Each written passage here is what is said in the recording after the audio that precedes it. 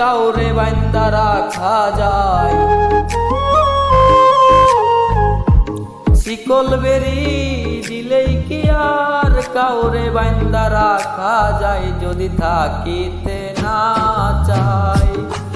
কি লাভ হইল শিকল বেরি দিয়া পাখির পায়ে, আমার মন বোলা পাখিটা এখন উড়িয়া বেড়ায়। কার আসমানে